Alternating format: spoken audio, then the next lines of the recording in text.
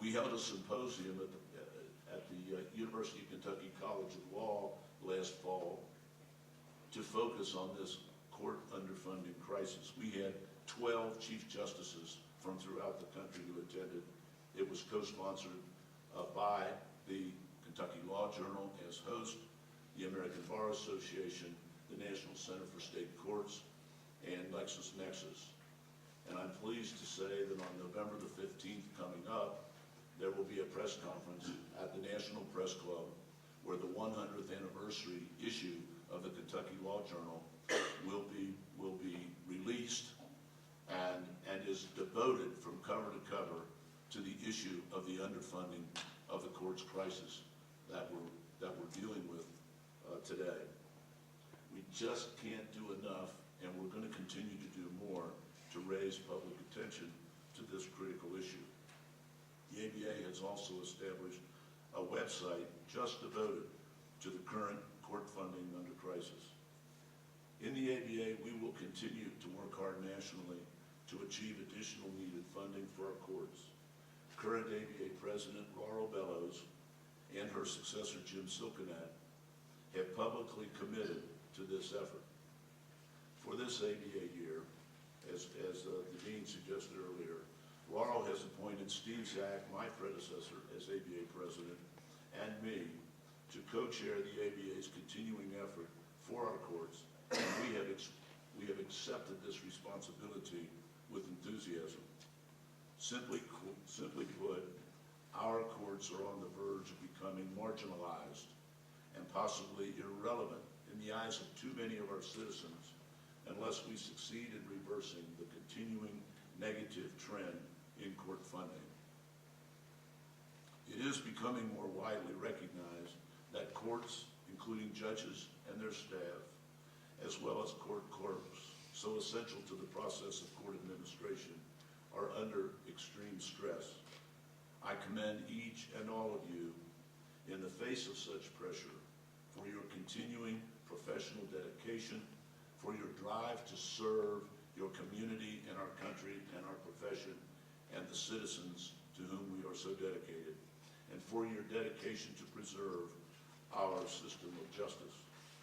I am here to assure you that the American Bar Association will continue to stand up for you and speak out for sustainable funding for our courts. Our courts simply must be open and accessible. Additionally, we know that civic education matters. People often do not understand what courts do on a daily basis or why courts are so important to the protection of our fundamental rights and our constitutional democracy. Our polling has shown that of the adult population in this country, a shockingly high percentage can name every judge on the TV show American Idol, first and last name, but cannot name a single judge on the U.S. Supreme Court, including the Chief Justice. That is a sad state of affairs. We all have an important role and responsibility to fulfill toward better educating our fellow citizens, young and old alike, about the essential importance of our courts in our historically unique, representative, constitutional democracy, the most unique in the history of the world.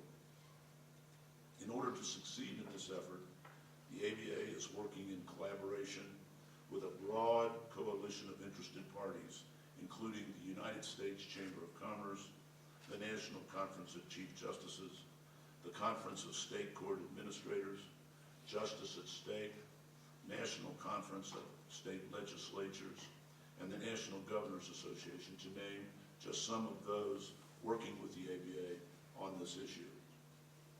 Excuse me just a second, you might be able to tell. Picked up a frog over the weekend and I can't quite get rid of it. In the meantime, too many courts continue to be closed with too many judges and court personnel laid off.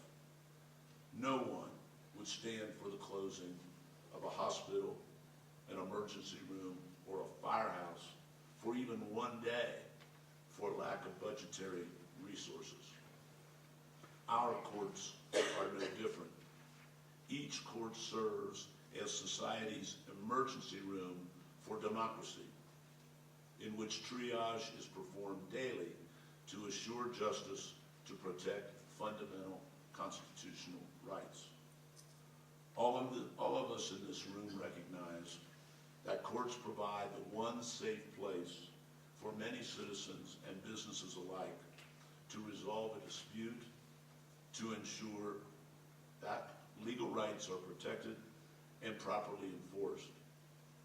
So let's continue to work together for our courts and find more effective ways to get out in the community, to find opportunities to speak about this critical issue, to persuade our legislatures to respect and sustainably fund our courts, to do the right thing for our courts as an essential co-equal branch of our constitutional democratic government.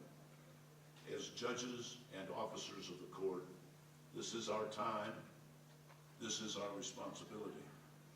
Adequately funded, independent, fair, and impartial courts are central to constitutional democracy.